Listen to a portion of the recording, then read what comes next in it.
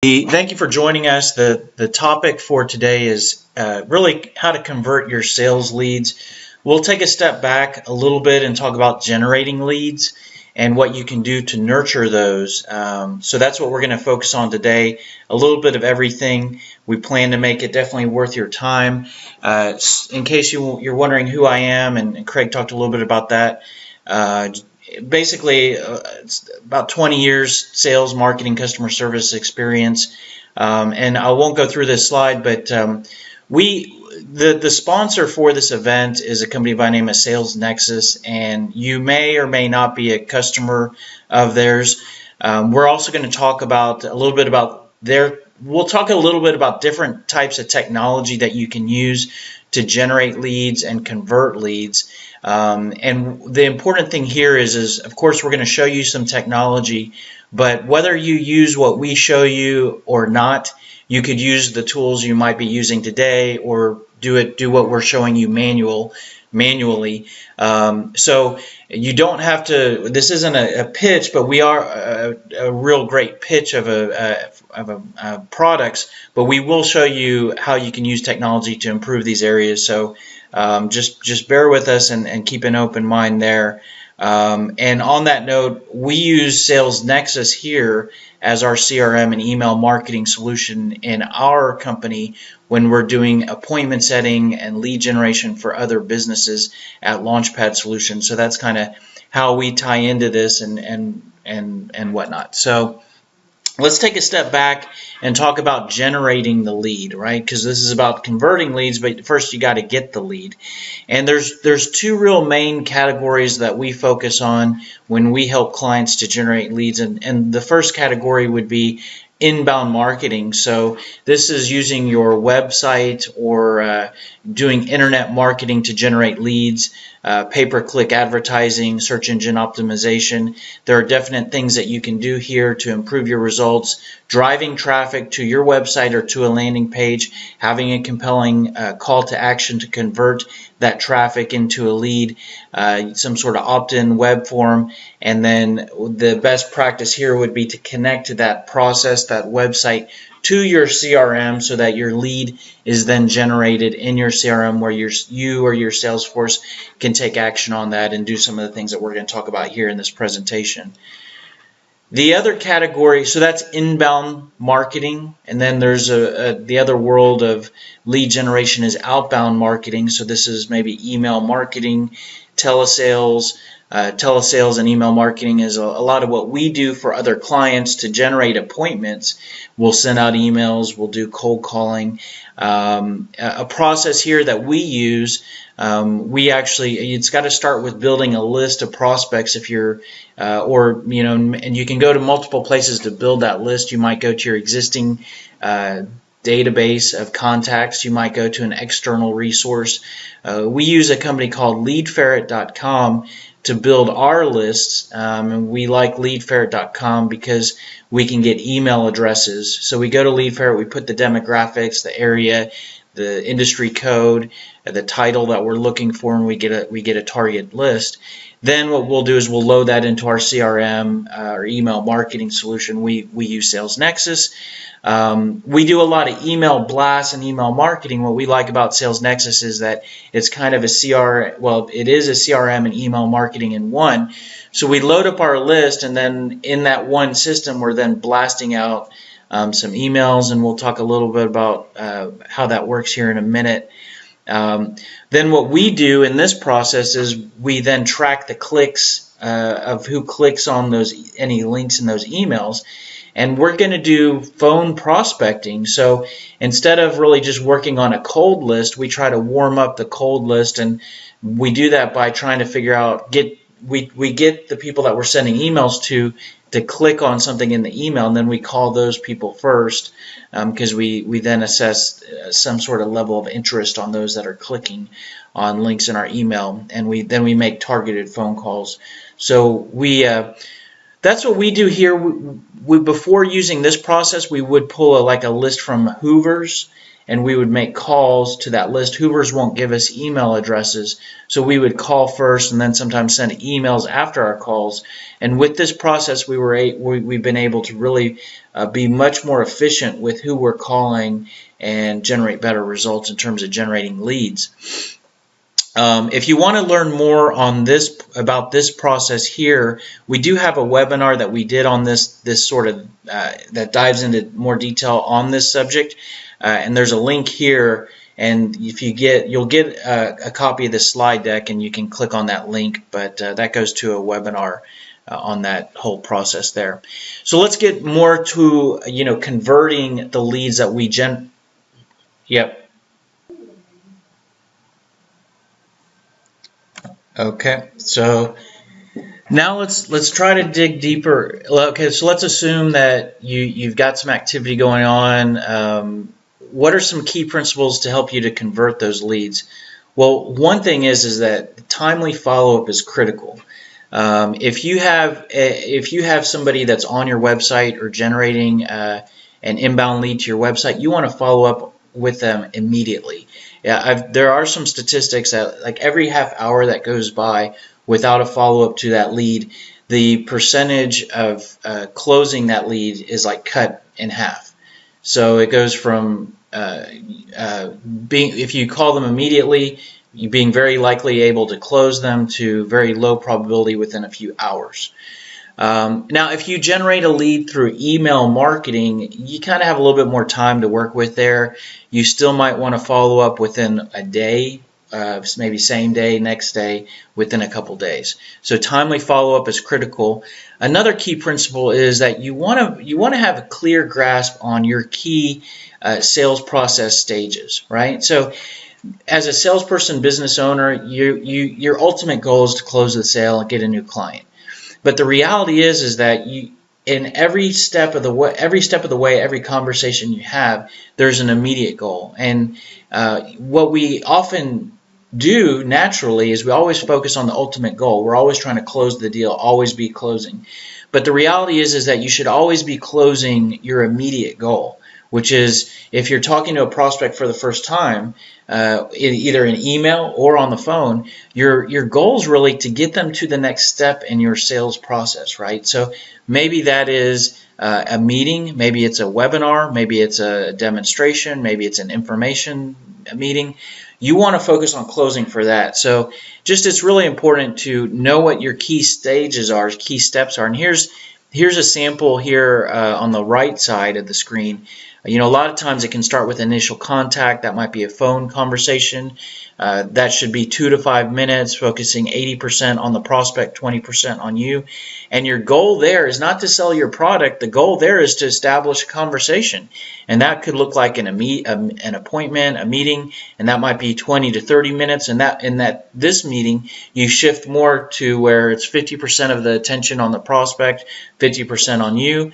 And then from that, you might drive towards a demonstration of your solution or your product, and that might be a 1 to 2 hour meeting, 20% on the prospect, maybe at the beginning of the meeting, 80% on you. And so that's a lot of salespeople might just go pedal to the metal. I'm going to try to close for the product and let the prospect slow me down into these stages. Well, if you know the best stages for your product and you can manage according to that and focus on closing for that, that can greatly improve your ability to close. One of the reasons why that's so important is you might get objections from the prospect, right, where they say, and we're going to talk about objections here in a couple slides, but if the prospect says, I'm not interested, well, that might be them not being interested is a valid reason for them not to buy your product, but it's not a valid reason for them not to have a meeting with you, right? So by focusing on these stages, you can greatly improve your ability to close and convert.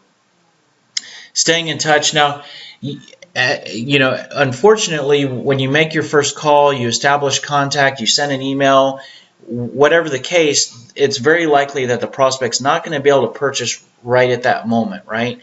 So you need a good way to stay in touch and stay fresh in their mind. A no is often no, not right now. It's not always just no, never. So you need a way to stay fresh in someone's mind. Drip campaigns and frequent check-in calls are a great way to stay in touch. Let's drill into the subject of drip campaigns in a little bit more detail. Now, one thing that before we get into looking at some ways to slice and dice drip campaigns, it's important that you actually need to slice and dice the audience that you're marketing to or you're trying to sell to. And here's one way that we've I guess divided it up internally. So you have new prospects. These are people that don't really know who you are. It could be your cold list. These are your suspects that you're trying to figure out if there's a fit.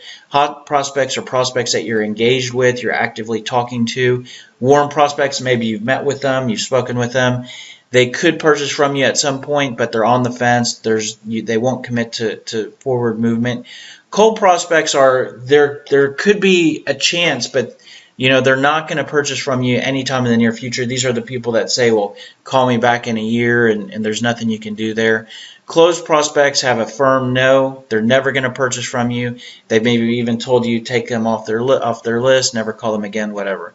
Current clients, they're currently purchasing from you. Past clients, they've purchased from you in the past.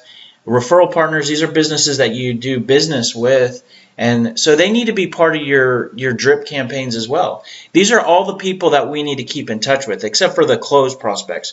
But we need to know who those are so that we don't reach out to them. It's almost like the exclusion list. So you definitely need to be able to label prospects as closed. But once we've divided these up, now we can market and communicate to these people in the appropriate way, because you need to communicate to them differently. We need to communicate to warm prospects different than we communicate to past clients. And let me show you how we can divide that up. So what we've done internally is we've created 5 tiers of drip campaigns, and so we'll go through each of those one at a time. But Tier 1 is basically for those new prospects. So the goal here is to generate leads, and it's the focus of our content. So when I say content focus, these drip campaigns can look like a lot of different items. It can be emails, it could be direct mail, it could be a gift item, whatever. But each of these tiers is going to have a different focus. And so when we're trying to generate leads, the content focus will be on the prospect. So instead of me sending someone that doesn't know who I am information on how my product works and all the great things it can do, I'm going to send them content on the pain that they're typically having. And I'm going to send them information on the typical improvements that they could see. And so you can see the number of emails and frequency there. There's flexibility there, but this is just a guide.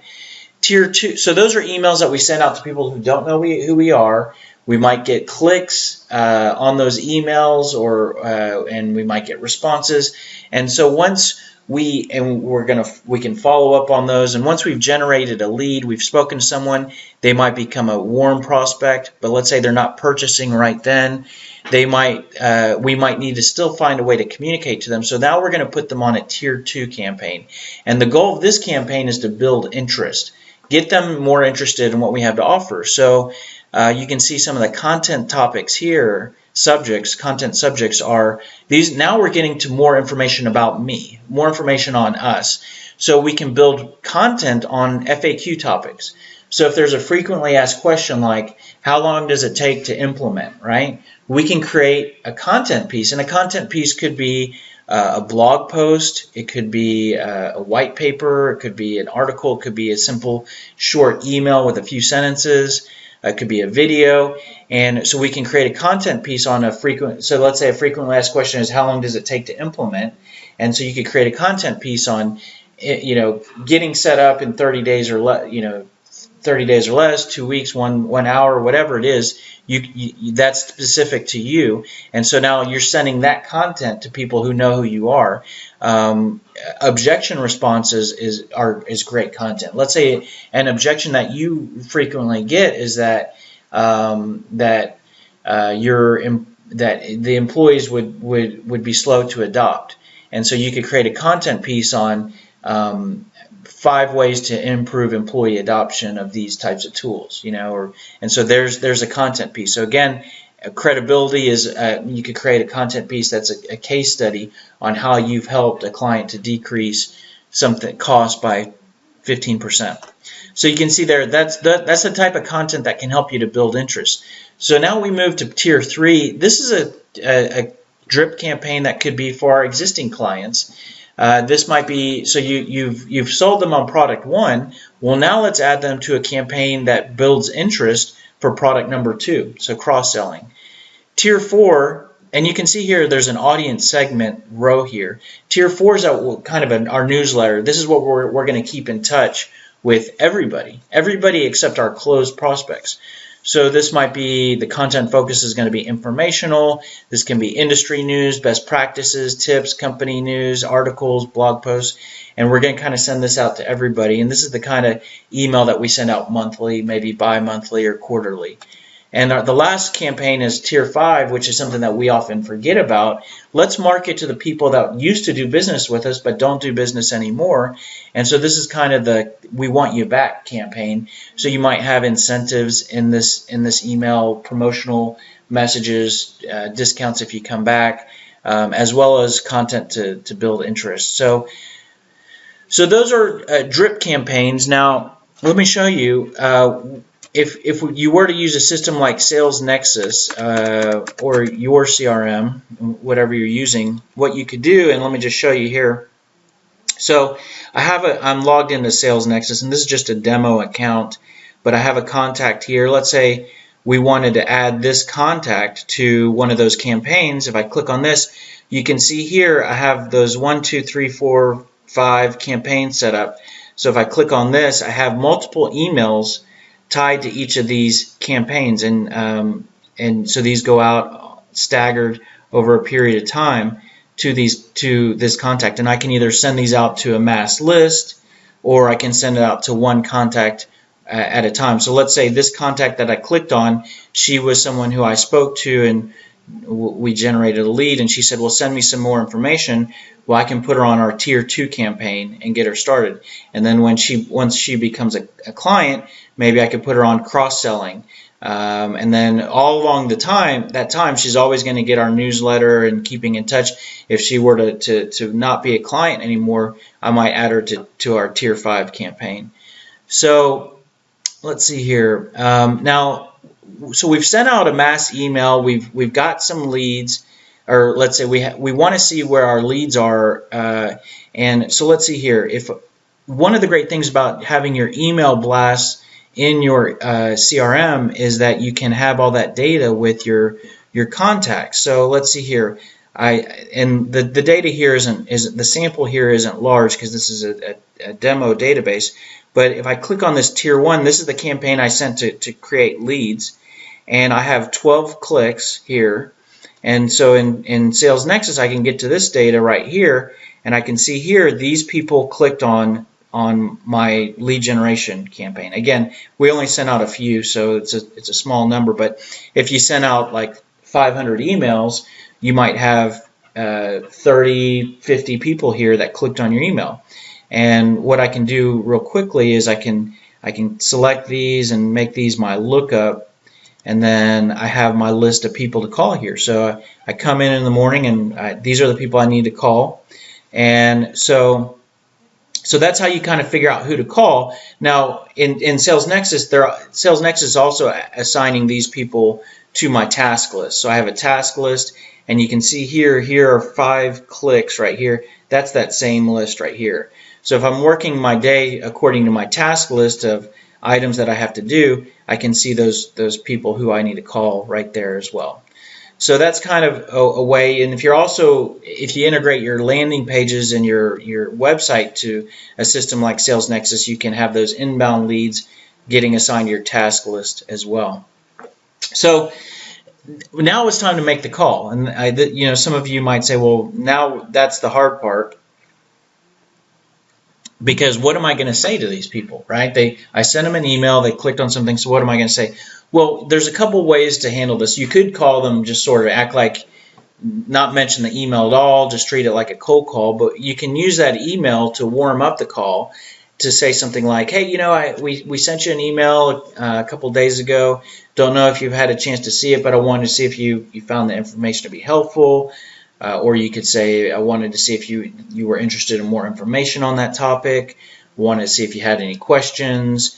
You could say something like I know that you took a look at the email we sent you a couple days ago. Wanted to see if you had if you wanted any more information on that. So this is an area where people might start to get a little nervous in terms of what am I going to say when I'm really following up with these people. And what I want to show you now is I want to show you Sales Scripter. And so Sales Scripter it's a web-based tool that basically what it does is it helps you figure out what best to say and ask when you're talking to a prospect. So you basically go through these tabs here, which each tab has a handful of questions. And when you answer these questions, basically it starts you with what's the product that you sell, what's the value that product offers, what's the pain that this value resolves, what does the ideal prospect look like that's causing this pain, what questions should we ask to identify if someone has this environment and this pain. These tabs right here these tabs right here produce 85% of the content in the scripts, and then these are just sort of additional to that. But when you answer these questions, what it does is, let me show you here, is it produces a call script. So here's a call script. This is just some notes here of who you should be talking to from an ideal prospect environment, demographic details. If you see stuff highlighted in yellow, these are answers that were answered by the user. And so there's a value statement. We help businesses to improve their external and internal online communications. And then the core of the script is some qualifying questions. Do you feel like your CMS is difficult to use? And these are questions that the user filled in. But you can use the script when you're following up on those clicks to say, we sent you an email, wanted to see if you wanted some more information on that subject. And let's say they say, no, I'm okay. And then you say, okay, well, while I have you on the line, I don't know if you're fit for what we do, so I just had a question or two. Do you feel like your CMS is difficult to use? And then, so here's a script that you can go through when you're making that follow-up call. And this is all provided by Sales Scripter. Sales Scripter provides a number of different versions of a call script, meeting script. So that's kind of, so you're using your tools to generate a lead. Key to converting that lead is making a follow-up call, and Sales Scripter can help you with what to say there. So we make the call. Let's get back into what we need to do after. Okay, so let me just click on this this contact here. Let's say Austin Atwood. He clicked on our email, so we need to make a call to Austin. And so let's go through a couple of scenarios here. Well, first of all, actually, let me click on a different contact that has a phone number. Click on, let's say, Jeanette De La Cerda. Clicked on our email. We want to follow up with her. I can click this call button here. And a little click to dial. It's going to call Jeanette. And so let's say I called Jeanette, got her on the phone. And so I can log the call, right? While I have her on the phone, I can make my notes here. Let's say Jeanette wasn't available, asked for call back. So then what I can do, let's see here. What I can do here is, let's say Jeanette asked for a call back. Then I can schedule my follow-up activity. Now this is critical, right? I need to use some sort of system to remind me to call her back, because I'm a really busy guy. I make a bunch of calls. She said call her back next week. Don't want to call her on that day. Let's call her on the 28th. And so I'm going to click save. And then that's going to add a reminder to me on my task list to call Jeanette. So that way I make sure that nothing falls through the cracks and whatnot. So let's say that I talked to Jeanette and she wants to schedule a meeting. So I can do that, that activity, and I can schedule a meeting, and I can put the date in here. Let's say she wanted a meeting on the 28th at 10 a.m. I can click save. Oh, and let's see here. I can actually email her the details of that meeting. So there's a couple scenarios. She asked for a call back, I scheduled the call back. She asked for a meeting, I scheduled the meeting. What's really neat here is that if she, let's see here. So let's go through another scenario. Let's say we get her voicemail. So we leave her a voicemail, okay? And one thing that I need to do is I need to call her back, because if I leave her a voicemail today, I probably want to call her back next week. So let's call her on the 28th. Now, one thing that's really neat here in Sales Nexus is we've created voicemail follow-up templates. So you see here, post voicemail email 1, 2, and 3. Here's an email that actually goes out that we've written that is paired with one of our voicemail messages. So what I can use with this tool is to leave a voicemail and then follow up every voicemail with an email, and that's going to be one of our best practices that we really talk about, which is follow up every voicemail with an email. It provides an easy way for your prospect to reply to your message. It's easier for them to reply to an email than to reply to a voicemail. It's an easier way for them to save your information, stick it in a folder. So it might sound like common sense, but there's a lot of people that don't use that as a best practice. So, but you're going to run into voicemail a lot. And you can, if you're really doing cold calling, you could run into voicemail 50% of the time. So if you spend 2 hours today phone prospecting, 50% of that time could be just getting prospects' voicemail.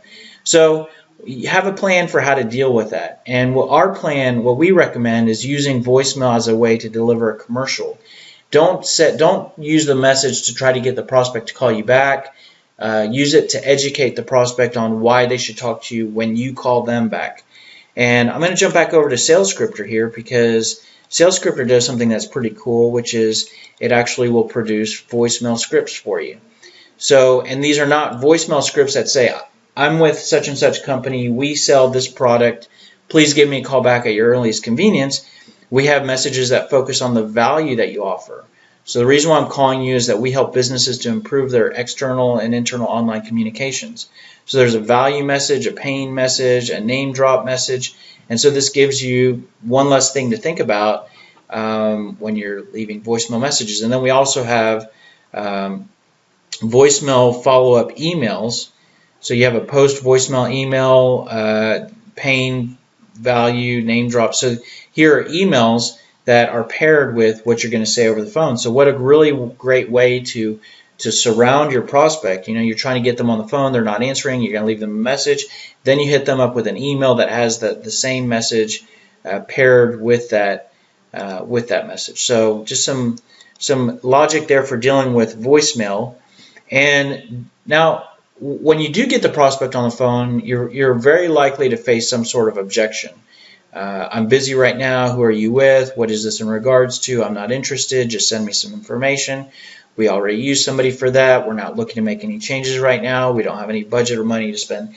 Those should sound familiar if you've done any type of phone prospecting. So we actually we have a methodology for how to deal with those objections, and we recommend not trying to overcome those. So if someone says, I'm not interested, your natural response is to try to make them interested.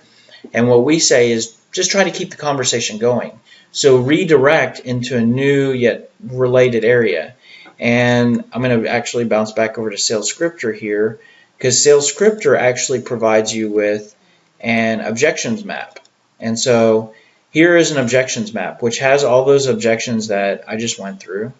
And you can actually add some custom objections. So here are some custom objections that are specific to the user that filled out this SalesScripter. And for each objection are responses. So we recommend when, like a gatekeeper will often say, well, what's this in regards to? And they'll ask that so that they get you to say something that makes you sound like a salesperson, which is, oh, I'm calling to schedule a meeting, I'm calling to find out who you're using today, whatever. Well, we say redirect to your value statement, and it'll totally throw a gatekeeper off. You respond with that, well, the reason why I'm calling is we help businesses to improve their external and internal online communications, and then just stop. The gatekeeper might not say, well, let me let you in, but they're not going to be able to throw their standard blocking up to say, well, we're not interested in that. Because you can't say we're not interested in improve, it's hard to say. If you really say the value you offer, it's harder for a gatekeeper to say they're not interested. Anyways, so check out SalesScripter, the objections map. It'll help you to respond to those objections, and that will help you to improve your close rate. Now, it wouldn't be a good conversion workshop here if we didn't talk about closing. And closing, so there's one thing that you should do even before it's time to close the deal, if you're really interacting with your prospects in your business, is you should be trial closing. And these are questions like, well, how do you think about what we've shown you so far, right? That you can ask that at any point, way before it's time to close the deal. It could be your first conversation with a prospect. Well, what do you think about what we discussed so far? Are we heading in the right direction? Is this what you were hoping to see today? So you can trial close every step of the way. There's direct closing questions and your qualifying closing questions. Actually, I'm going to jump back over to SalesScripter here because SalesScripter will actually provide you with a document that has closing questions. So those questions that I just rattled through real quickly are here. You have some soft closing, trial closing, soft closing, and hard closing questions. So you might want to check that out. Your qualifying questions are good. They're not necessarily closing questions, but the better you qualify a prospect, the easier it will be for you to close. A lot of people often, one of the most common things that a salesperson might say is they want to improve their closing ability, right? But really, if you qualify the prospect at the front part of the sales process, the closing at the end is much easier because you're going to be dealing with better prospects. So, and then there's a lot of indirect closing tactics, like if you communicate the value you offer, if you do a good job of building interest, if you do a good job of building rapport, establishing credibility, finding prospect pain, and also qualifying, converting and closing the deal will all be much easier. And whatever tools you use, it's important to have visibility across the process. How many leads are you generating? How many meetings are you scheduling? How many emails are getting clicked on? And whatnot. Sales Nexus does a great job of that, and that is so. We got about 20 minutes left. Craig, do you have anything to add to any of that?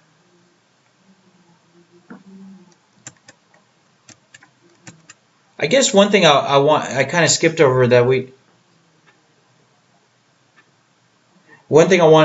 kind of skipped over that I wanted to show. Craig, getting a little bit of echo, is we talked about creating these tiers of these campaigns. And so once you have those set up, it's real easy to basically be automating how you're communicating with those different audiences. And so when I showed you these tiers, you might have said, well, that's okay, or that's good. I don't know what you thought. But one thing you might have thought is that, well, I don't know how to divide that up and what messages to send my prospects. So one thing I want to show you is actually in SalesScripter, we will provide you with, so I showed you those 5 tiers, and both in Sales Nexus and in the PowerPoint. SalesScripter will actually provide you with an email drip campaign guide. And so it has your audience segmentation here. I showed you that in the PowerPoint slides. And you'll notice here, tier 1. And so it's kind of broken out to show you what tier 1 should be. And then there are these topics here: value points, pain points, and qualifying questions. And notice these descriptions here. And so what these are is these are answers that the user filled in. So improve external and internal online communications, increase their sales and marketing effectiveness, cumbersome internal systems. So each of these points here could be an email. Of course, you wouldn't want to email for each of these points because then you'd have a really long campaign. But what you can go through here is you can develop your emails that you're sending out on these subjects. And so here's your tier 2 campaign, and you have here you wanted to show credibility. Well, here's a name drop. We worked with United Way and provided all web and mobile marketing solutions. This helped them to improve their. So this is a quick statement, but you could create a whole email around that statement. Whether the email is paragraph after paragraph or it's just a couple sentences with a graphic, maybe a link to more information. But there's tier 3, tier 4, tier 5. So Sales Scripter will tell you the content that you can use for your drip campaigns. And then if you're using a system like Sales Nexus, like there's an email editor here, and I'll just show you this real quick. So here is where you can add a folder, add a template, but real easy to create an email, add images. You can make it either just look like a personal email, or you can make it look like a HTML email. And then if you were to build a campaign, you basically can just stitch all the emails that you create together. So you can select from all the emails that you've built and then build those together to where you create something that looks like this, which is each of these lines are multiple emails, and you can schedule the timing. Sales Scripter does kind of help. It provides email templates as well. So here's a pre-call email. So this is something to send out before you speak to someone. And it talks about the pain that you resolve. And this is written to be like a sales email, so it's written to look very personal, one-to-one. It's our philosophy that making an email with less graphics and less border, and make it look like it's one-to-one, improves your read rate. Here's a thread which has multiple emails stitched together. But what you can do is you can copy this text and then paste it over in Sales Nexus when you're creating your email templates, and then you can just real easily stitch those together to create campaigns. And if you wanted to create your tiers, you could, let's see here, you could use this as a guide to build out those campaigns. And the great thing is once you have those campaigns built, anytime you talk to a prospect, add to campaign, you know exactly what to send them. And you could get a little bit more granular here. You could have these tiers broken out by product. If you sell two products, product 1, product 2, you could have tier 1, product 1, tier 1, product 2. But that's just some more stuff on email marketing. Craig, did you have something you wanted to chime in with? Yep, good stuff. You could definitely do a crawl, walk, run approach, and take it in bite sizes. So that's pretty much it. Now, if you Craig, getting a little echo here.